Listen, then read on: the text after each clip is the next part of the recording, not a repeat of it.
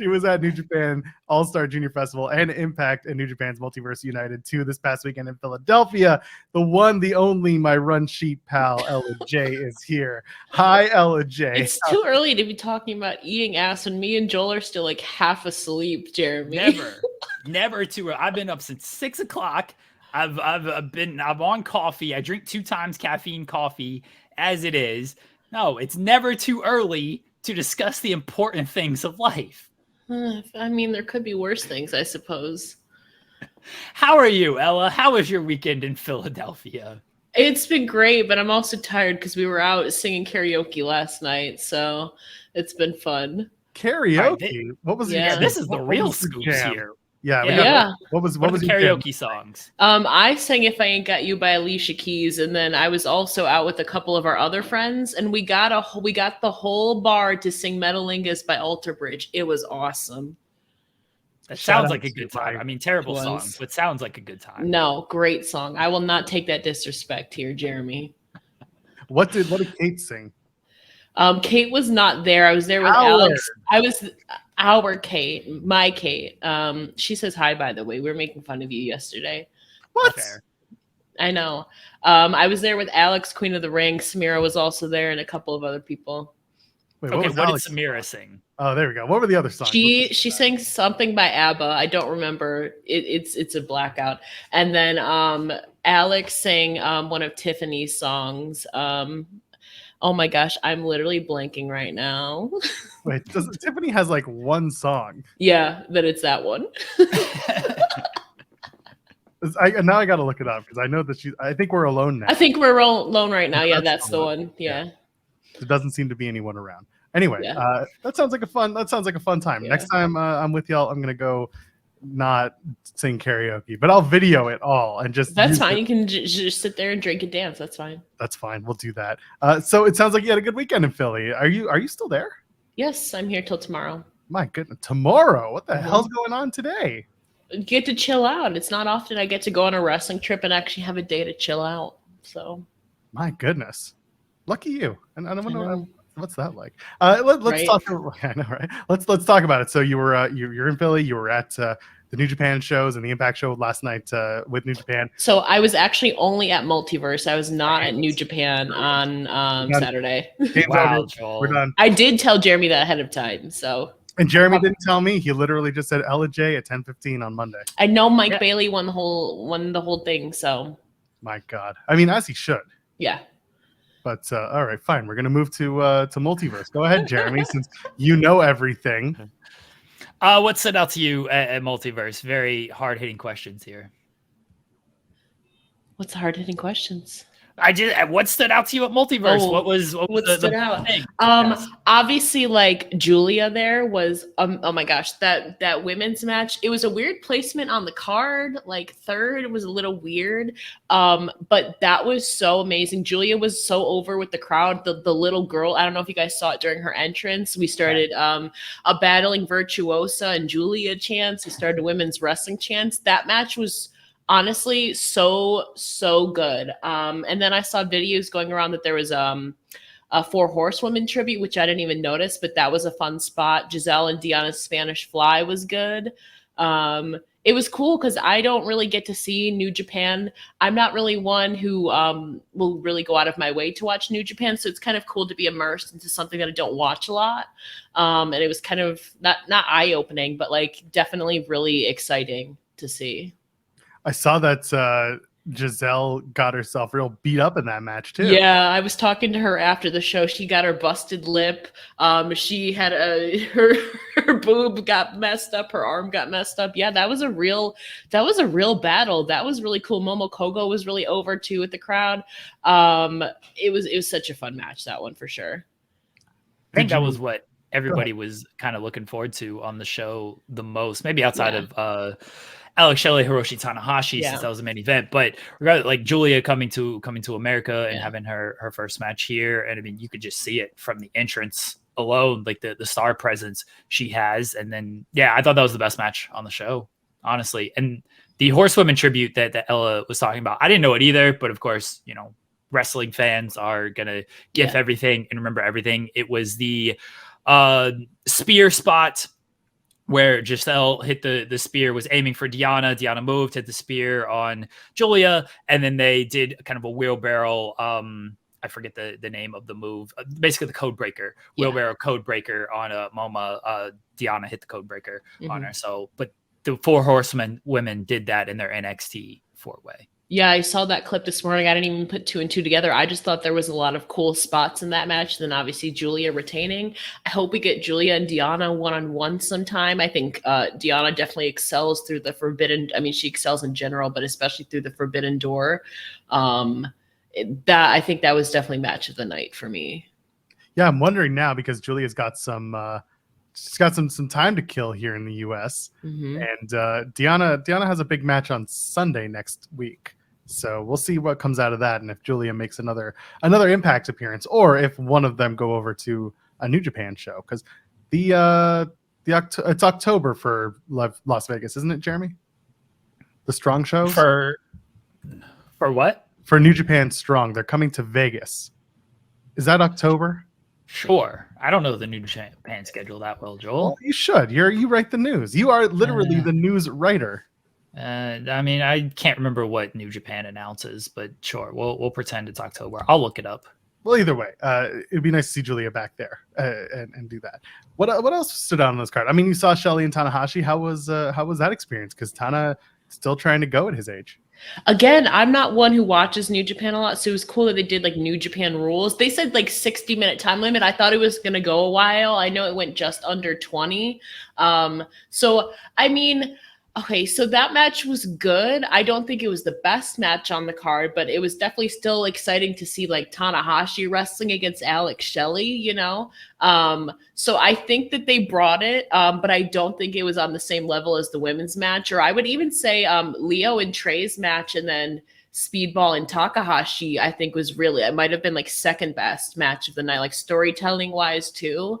It was a good main event. Definitely like dream match for a lot of people. It was a new kind of experience for me to see. I've seen some of the New Japan rules, but to see it in person was a whole other experience. I felt like it kind of ended a little too soon though, to be honest. I say that it was like 19 minutes long, I think. But I think they could have gone another 10, but I know that show was long anyways. It was like 4.5 hours, including pre-show. But I did enjoy the main event. So Joel, the New Japan show in Las Vegas is October 28th. And also Julia, she tweeted, she does want to come back to America. I'm pretty sure she's headed back to Japan. So she posted a picture of herself on a plane saying Arrivederci, America. My God. So, she's not going to go to Atlanta? No. Yeah, Redmond Survivor says that she'll be back in Japan. Next weekend, she's in the 5-star Grand Prix. So she has a stardom commitment and will not be hanging around America. But she did say in her post-match promo that she wants to come back to America. So at some point, we might see her. I hope she does. She was amazing. Yeah. I assume people in the chat are saying that like she's going to probably get the bag by somebody, if that's her goal, if she wants to be in AEW or WWE. Maybe she just likes being in Japan, you know, make the trip over and we'll see what her future holds. But she'll definitely have her options based on her stardom work and then what we saw last night at Multiverse as well. I was going to say her work speaks for itself. It 100% does. I think the one concern if she were to come to North America is that her English is almost non-existent. And so that's something that she might have to, that's a hurdle to overcome. It's not impossible, whether she learns it or just pairs herself with someone who speaks it, and there's an opportunity there. Traditionally, WWE with Japanese only speaking talent, it's very dicey. So I'd love to see her back. I really hope that she does come back. But as to where she winds up, that's so up in the air. It's crazy. We'll see what happens. The street fight between Sami Callihan and Doki. Who said Ryan in the chat that the ladders were not gimmicked? Can you discuss how not gimmicked the ladders were in that? And you might be talking about the All-Star Junior Festival, the Philly cheesesteak ladder match as well. But apparently the ladders were not very gimmicked at the show, and they looked like they hurt. Yeah, I mean, you could definitely hear, being there in person, it's more amplified, but it definitely felt like they were not gimmicked, like it was an actual, South Philly street fight. It definitely had that vibe. what was the hardest thing you heard from that match, like shot wise? Oh, I don't know. There was a lot of spots in that match. It might have been the ladder, but there was a lot going on, and also like I was running around everywhere, so I didn't hear everything throughout that show. But I just in general, I think there was a lot of stuff that you could like. There was a lot of things. I don't think I can pinpoint just one, to be honest. Seeing Hiroshi Tanahashi live, we've had comments from past guests who did not like his hair, which I do not support. Matt from Shining Wizards bearing his hair. Just the awe of seeing Hiroshi Tanahashi live, because that's one guy that I've never seen that I really want to. That was really fun seeing Hiroshi Tanahashi live.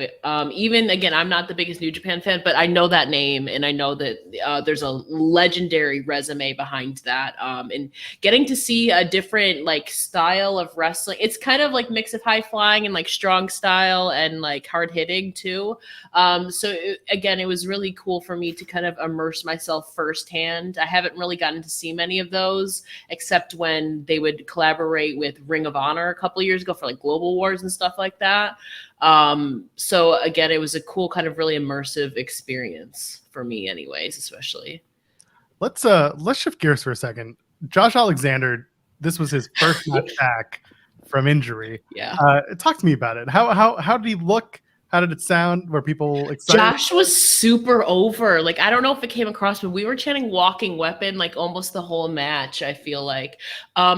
I think that match was 14 minutes. It's hard to do that. Like, I personally, that was one of my favorite matches on the card because there was so much stuff going on, so much high flying stuff. But like Josh being back, I feel like that's a good way to slowly ease him back in where he doesn't have to wrestle them the whole match. You know, he can do a few spots. Josh was super over. I also didn't expect him to come back this soon, so I'm glad I got to see his first match back. I feel like it slowly eases him into it. I wish they had a little bit more time because again, it was a 12-man tag in like 14 minutes to get some other people some more spots. But I think for what they did, for me, I enjoyed all of the high flying action and seeing Josh back in action too. Did you like seeing PCO put his life on the line at every opportunity? You know, it's PCO. It's just a trend now. You know, it's not the worst he's ever done, though. He didn't staple his mouth. His mouth didn't get stapled shut. So, to be fair, last night was pretty tame for PCO. Just saying. That's a good point. It looked like a fun match. But it was. Yeah, I was a little surprised that Josh's team didn't get the win. But you think about it, Bullet Club is the actual cohesive unit here versus a bunch of people, you know, thrown together into a team. So it sounds like it was a fun match. And it's good to see Josh Alexander back. Yeah, I mean, I want to know what Josh. I assume he's gonna maybe come for Shelly. I don't know how that's gonna work. Steve Macklin is also cleared, so you have like two former champs like on the horizon, like maybe eyeing a shot at Alex Shelley. So yeah, that moon, Ryan saying that moonsault. Yeah, some of the spots, you know, when they're high flying, some of them aren't gonna be the best, but I really enjoyed that. Like. High flying, there was a bunch of spots in there. I enjoyed it personally. Was it the PCO salt? Is that what he's talking about? I think so. Yeah, PCO can't. Here's the thing about PCO: he cannot do a moonsault, but he does a really good job of pretending to be a guy who can do a moonsault because he doesn't not land it. He just like flips at the last second. It's got a weird form. He's in his 50s too, so like the man can only do so much. He nails it. The only thing that he cares about is not his body. Fair. As someone who doesn't watch a lot of New Japan, like you said, who from the kind of the guy side, since we talked a lot about the women, who from the guy side like stood out like, oh, I'm interested in him, maybe looking more into his resume.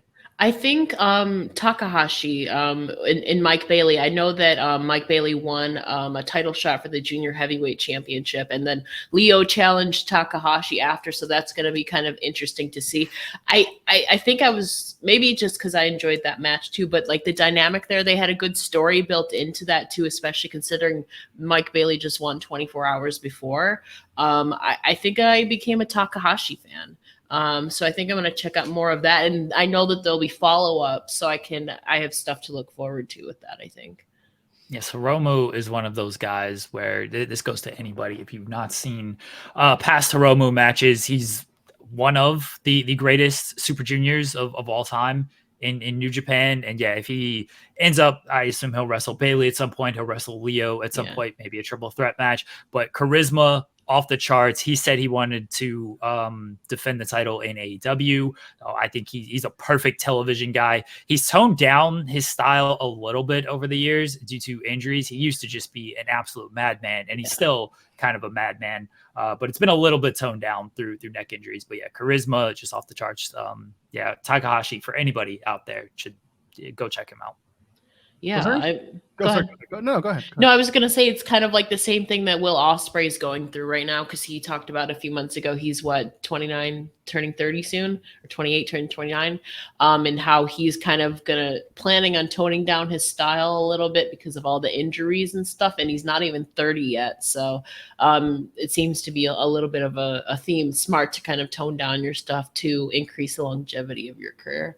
Hiromu had really bad neck injury many years ago at this point. It feels like a few years ago, but it was against Dragon Lee, and it was a power bomb and like toss him backwards, and it landed right on his neck and put him out of action for a while off of that. But yeah, go back. There's a couple of classic matches between Hiromu and Dragon Lee that are really good if anybody wants to go back and watch those.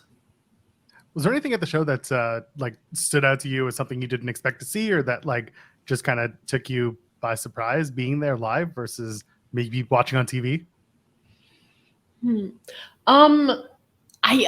don't know if it was by surprise, but I thought it was really cool how they had my good friend Alyssa Marino was doing like ring announcing for the American, and then they had the Japanese ring announcing. That for me, again, I don't hear that a lot, so that was really cool to hear, like side by side for the Impact people, and then the Japanese stars getting their introductions kind of side by side depending on the match. So I think that for me was cool to hear live. I've seen it on like live streams and stuff, but it was like a cool experience because that's like what they're used to in their language. So I think that for me was also cool to see kind of something really smaller, but for me it was like cool to hear live. I think kind of that not new language, but I don't hear it at the shows that I go to. You have to go on the West Coast for those New Japan shows. Yeah. I live on the East Coast, which is like 3,000 miles away, unfortunately. You gotta make the flight now. Yeah.